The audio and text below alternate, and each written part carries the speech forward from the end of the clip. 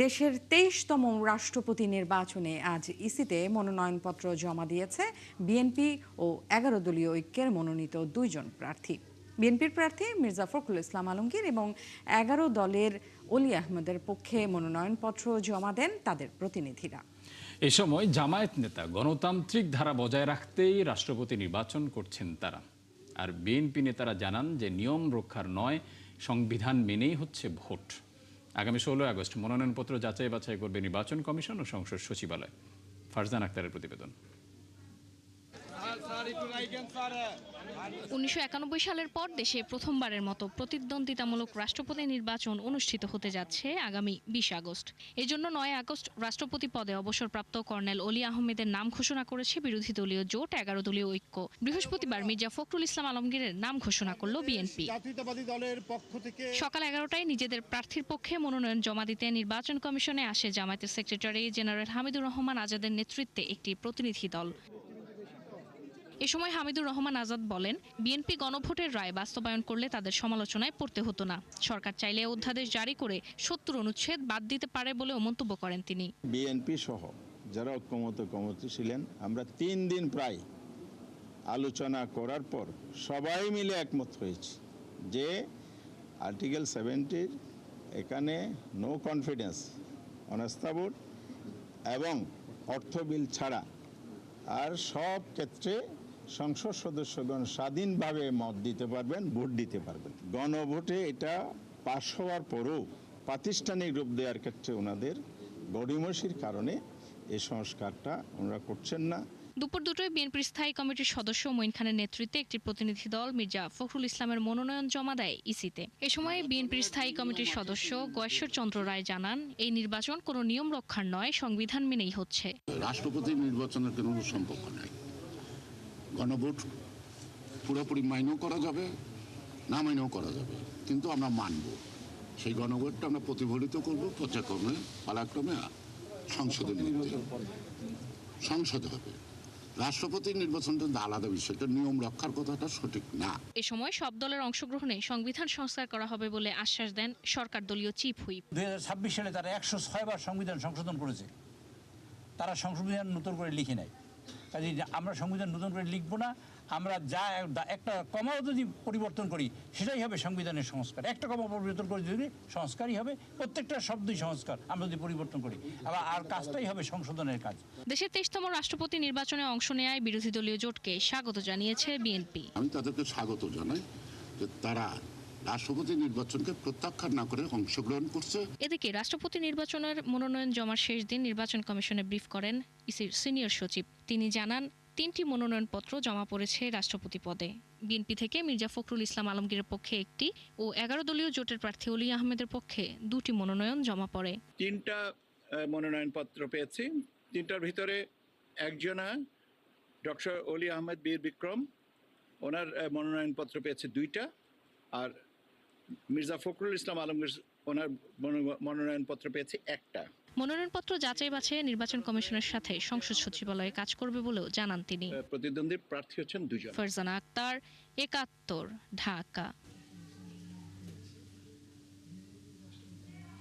এর আগে দুপুরে প্রধানমন্ত্রী তারেক রহমানের সভাপতিত্বে সচিবালয়ে দলের স্থায়ী কমিটির বৈঠকে মির্জা ফখরুল ইসলাম আলমগীরকে মনোনয়ন দেয় বিএনপি।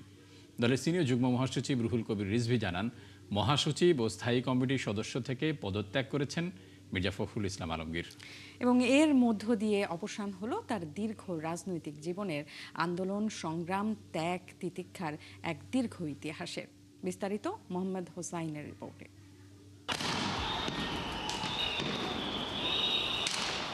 সকাল সন্ধ্যা হরতাল,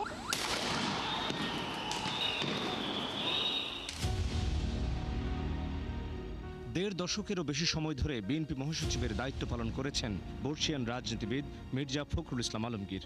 দেশের প্রায় সকল আন্দোলন, সংগ্রাম, রাজনৈতিক সংকট, কারাবরণ কিংবা দল পুনর্গঠনের প্রতিটি অধ্যায়ে ছিল তার সরব উপস্থিতি। দিয়েছেন নেতৃত্ব, সংগঠিত করেছেন দলকে।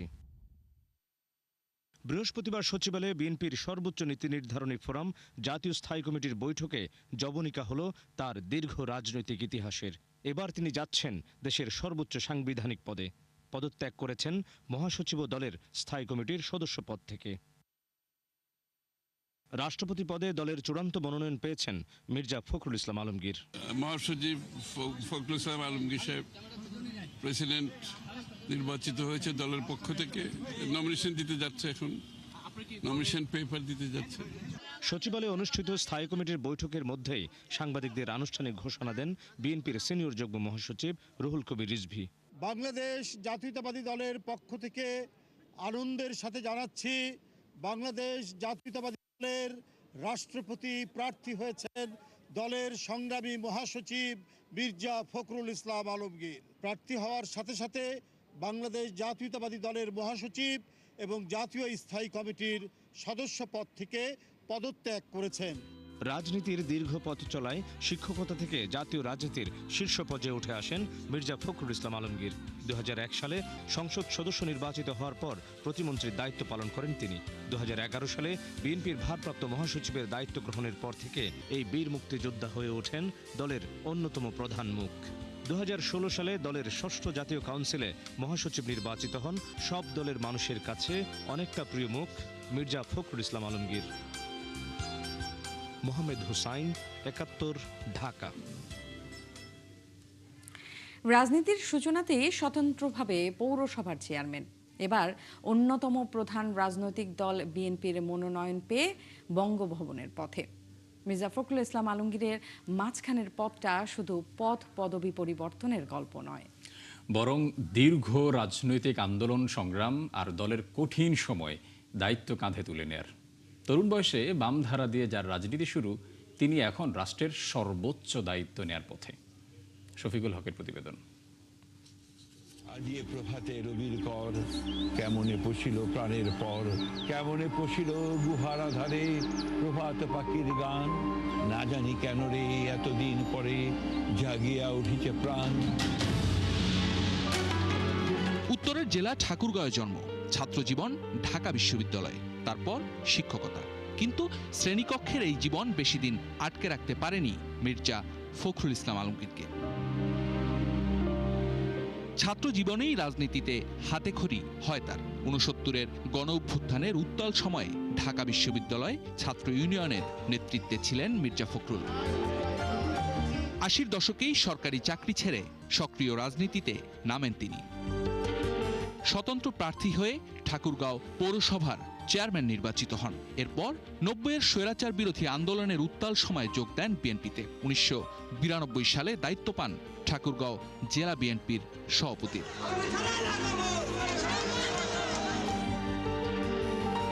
এরপর ধাপে ধাপে জাতীয় রাজনীতিতে উত্থান। 2001 সালে ঠাকুরগাঁও 1 আসন থেকে সংসদ সদস্য নির্বাচিত হয়ে দায়িত্ব নেন কৃষি এবং বেসামরিক বিমান পরিবহন ও পর্যটন প্রতিমন্ত্রী।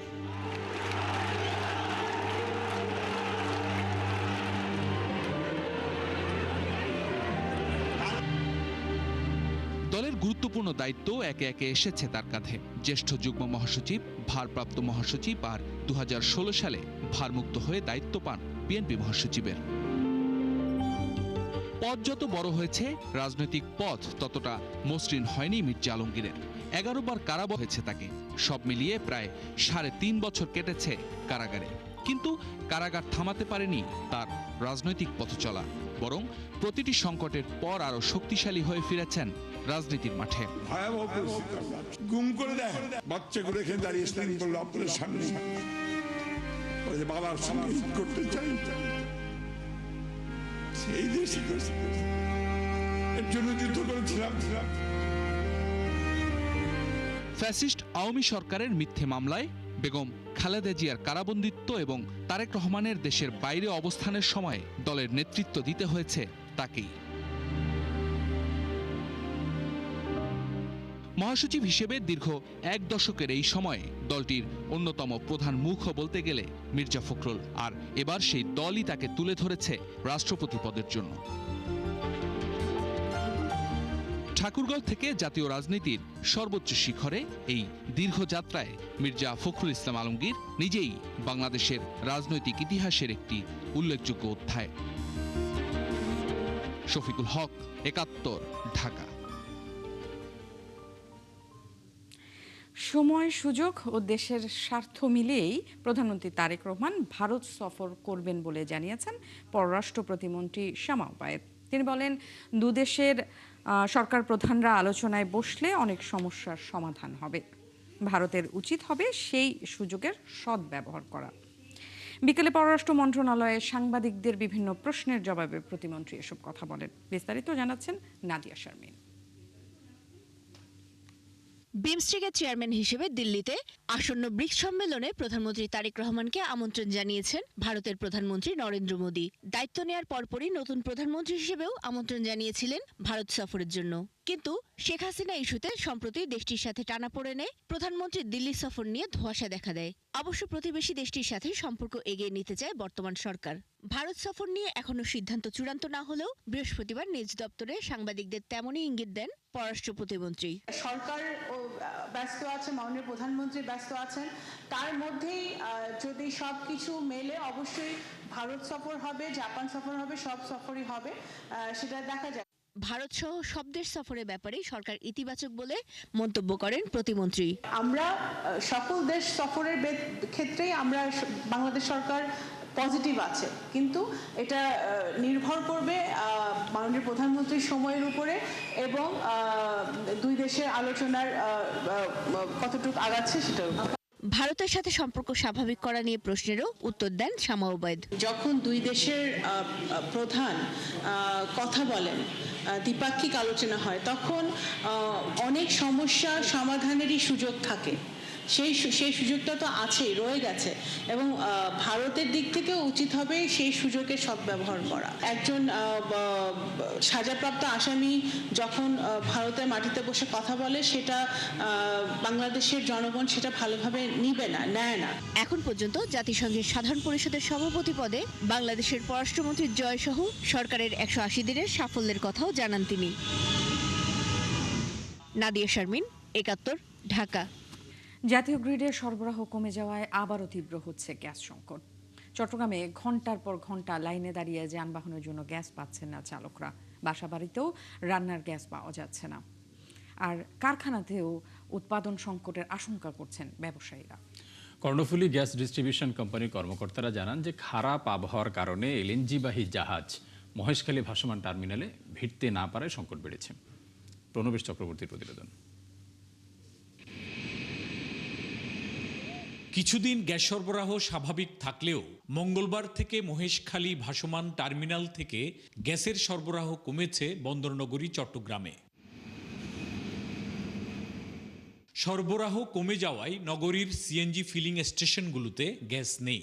ঘন্টার পর ঘন্টা অপেক্ষা করে গ্যাস মিলছে খুব অল্প। এই যে কতগুলো ড্রাইভারে কষ্ট দিয়েছে, আমরা কি সংসার চলবে না? আমরা সংসার চালানোর মধ্যে ফেরত বাদ নাই।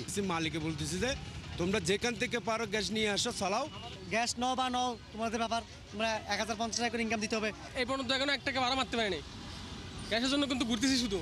বাসাবাড়িতেও গ্যাস নেই। রেস্টুরেন্ট থেকে খাবার কিনে খাচ্ছে নগরীর বেশিরভাগ মানুষ। বেড়েছে যানবাহনের ভাড়াও। একটু একটু আসে, হালকা পাতলা আসে, তাও 1 ঘন্টা আসে, 1 ঘন্টা আসে না। আমাদের আসলে খাওয়া দাওয়া অনেক কষ্ট হচ্ছে। ম্যাক্সিমাম রেস্টুরেন্ট কোনো হোটেল থেকে কি নিয়ে খাওয়া লাগতেছে। 10 তারিখ দুপুরের পর থেকেই গ্যাসের চাপটা অটোমেটিকলি লাইনের থেকে কমে গেছে। গ্যাস সংকটের কারণে কারখানার উৎপাদন ব্যাহত হওয়ার শঙ্কা করছেন ব্যবসায়ীরা। সরকার দেশি বিদেশি বিনিয়োগকারীদেরকে বিনিয়োগ করার জন্য যে আহ্বান জানাচ্ছে, এরকম যদি জ্বালানি সরবরাহ নিশ্চিত করা না যায়, তাহলে হয়তো বিনিয়োগকারীরা হতাশ হয়ে ফিরে যাবে। কর্ণফুলী গ্যাস ডিস্ট্রিবিউশন কোম্পানির কর্মকর্তারা জানান, গ্যাস সরবরাহের ক্ষেত্রে উৎপাদনমুখী কারখানাগুলোকে অগ্রাধিকার দেয়া হচ্ছে। আমরা চেষ্টা করতেছি যেন গৃহস্থালী সিএনজিটাকে মোটামুটি দিয়ে যায়, আমরা চেষ্টা করতেছি আর কি, কিন্তু আমার সাপ্লাই অনেক কমে গেছে, এই জন্য প্রেশার কম। বর্তমানে মহেশখালী ভাসমান টার্মিনাল থেকে 160 থেকে 170 মিলিয়ন ঘনফুট গ্যাস পাওয়া গেলেও চট্টগ্রামে প্রতিদিন গ্যাসের দরকার 270 থেকে 300 মিলিয়ন ঘনফুট। প্রণবেশ চক্রবর্তী, 71, চট্টগ্রাম। চট্টগ্রামে অগ্রণী ব্যাংকের ক্যাশ ভল্ট থেকে 4 কোটি 38 লাখ টাকা উধাও হয়ে গেছে। গত 9 আগস্ট এই ঘটনা ঘটলেও বিষয়টি জানাজানি হয় আজকে। এ ঘটনায় ব্যাংকটির লালদিঘি পূর্ব কর্পোরেট শাখার জেনারেল ম্যানেজার মোস্তাক আহমেদ বাদী হয়ে নগরের কোতোয়ালি থানায় মামলা করেছেন। ব্যাংকের ক্যাশ ইনচার্জ কামরুল হোসেনকে আটক করেছে পুলিশ। তার দেয়া তথ্যে অবৈধভাবে বিনা চেকে টাকা নেয়ার অভিযোগে তানভীর নামে এক ব্যবসায়ীকেও আটক করা হয়। মামলার এজাহারে জানা যায় ৯ আগস্ট নিয়মিত ব্যাংকিং কার্যক্রম ও লেনদেন শেষে নগদ ও ভল্টে সংরক্ষিত টাকার হিসাব মেলানোর সময় গরমিল ধরা পড়ে। পরে রেকর্ড ও নথি যাচাই করে ৪ কোটি ৩৮ লাখ টাকার ঘাটতি পাওয়া যায়।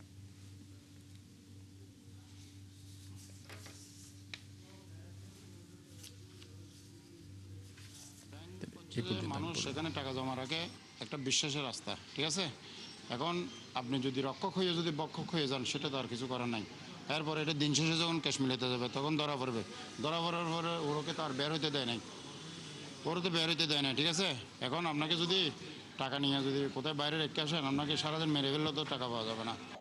এই তৎপ্রেক্ষিতে আমরা মামলা নেই, আসামিদেরকে জিজ্ঞাসা করে ঘটনার প্রাথমিক সত্যতা পাওয়া, তারপর আমরা তাদেরকে 10 তারিখে বিজ্ঞ আদালতে সুপর্দ করি এবং বিজ্ঞ আদালতে 2 জন আসামি ঘটনার বিষয়ে স্বীকারোক্তিমূলক জবানবন্দি দিয়েছে। সৌদি বাংলাদেশ আকাশ পথে বাড়ছে যোগাযোগের সুযোগ। নতুন সমঝোতা স্মারকের আওতায় সপ্তাহে যাত্রীবাহী ফ্লাইট 49টি থেকে বেড়ে হচ্ছে 84টি। থাকছে সপ্তাহে 21টি কার্গো ফ্লাইটের সুযোগ। এতে হজ এবং ওমরা যাত্রী সহ প্রায় 40 লাখ প্রবাসী বাংলাদেশি ও রপ্তানিকারকরা উপকৃত হবেন বলে জানিয়েছে বেসামরিক বিমান চলাচল কর্তৃপক্ষ বেবিজব। বিস্তারিত নাদিয়া শারমিনের প্রতিবেদনে। বাংলাদেশ ও সৌদি আরবের মধ্যে বিমান যোগাযোগ সম্প্রসারণে হয়েছে নতুন সমঝোতা স্মারক। এর আওতায় দুদেশের মনোনীত এয়ারলাইনগুলো এখন সপ্তাহে সর্বোচ্চ 84টি যাত্রীবাহী ফ্লাইট পরিচালনা করতে পারবে। এর আগে এই সংখ্যা ছিল 49টি। বৃহস্পতিবার বেবিচকের সদর দপ্তরে মতবিনিময় সভায় এসব তথ্য জানান প্রতিষ্ঠানটির চেয়ারম্যান। ইফেক্টিভ ডেট হচ্ছে 5th of this month। Specially হজ ফ্লাইটের সময় আপনারা দেখেছেন যে আমরা ফ্রিকোয়েন্সি নিয়ে অথবা ফ্লাইট নিয়ে একটু চাপের ভিতর থাকি। সাধারণ হাজি যে আছে উনি চিন্তায় থাকেন আমি কি যেতে পারবো কি পারবো না, অথবা হজের যে কার্যক্রমটা সেটা আরো স্মুথ হবে আমার বিশ্বাস। অনেক প্যাসেঞ্জার স্ট্রেট সাউথে যেতে পারবেন, ওনার সময় বাঁচবে, শ্রম বাঁচবে। সৌদি আরবে থাকা প্রায় 40 লাখ বাংলাদেশির জন্যও বাড়বে সুযোগ। পাশাপাশি এয়ারলাইন্সগুলোর মধ্যে প্রতিযোগিতা বাড়লে কমতে পারে বিমান ভাড়াও। যখন নাম্বার অফ এয়ারলাইন্স ঢুকবে you understand as per the competition, যেহেতু ডিমান্ড ভার্সেস সাপ্লাই সেই রুলসে হয়তো ইনডাইরেক্টলি আপনাকে এফেক্ট করবে, মানে you will be on the better side.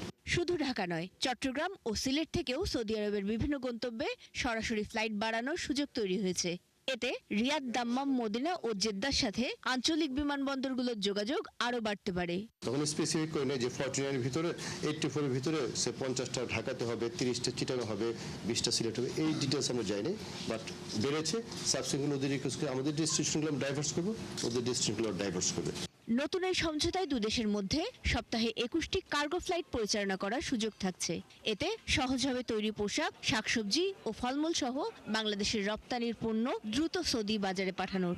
এই চুক্তির ফলে আমাদের যে কার্গো অথবা আরএমজি সেক্টরটি স্পেশালি অথবা অর্থনীতির যে সাইডটা, এই এক্সপোর্ট যে সাইডটা, সেটা একটু আমরা বেটার শেপে থাকবো। এ সময় হযরত শাহজালাল আন্তর্জাতিক বিমানবন্দরের 3য় টার্মিনাল উদ্বোধনের তারিখ এবং এর অগ্রগতি নিয়ে একাধিক প্রশ্ন এড়িয়ে যান বেবিচক চেয়ারম্যান। আমি প্রতিদিন টার্মিনাল 1 and 2 নিয়ে অনেক অভিযোগ পাই এবং সেই অভিযোগগুলো বেশিরভাগই সত্য। আমি ঠিকমতো অ্যাপ্রিশিয়েট করতে পারছি না, ফ্যাসিলিটেশন সেভাবে হচ্ছে না। সেই তুলনায় যদি 3rd টার্মিনাল ওপেনিং হয়, বাই অল মিনস ক্যাবের A to Z, আমার মন্ত্রণালয় A to Z লোক আপনার খুশি হবে, হবে কি হবে না। সুতরাং আমাদের সাইড থেকে সমস্ত চেষ্টা আছে যেন এটা আর্লিয়েস্ট শুরু হয়। এটা হচ্ছে one side of the story. But at the same time যখন একটা সাইডের সাথে আমি নেগোশিয়েট করব, চুক্তি করব, আমাকে আমার দেশের স্বার্থগুলো তো A to Z দেখতে হবে, তাই না। নাদিয়া শারমিন, 71, ঢাকা। দর্শক, চলছে সংবাদ সংযোগ। সরাসরি সংবাদ অনুষ্ঠান দেখতে চোখ রাখুন 71-এর ফেসবুক পেজে এবং সাবস্ক্রাইব করুন 71-এর ইউটিউব চ্যানেলে। থাকুন 71-এর সাথে।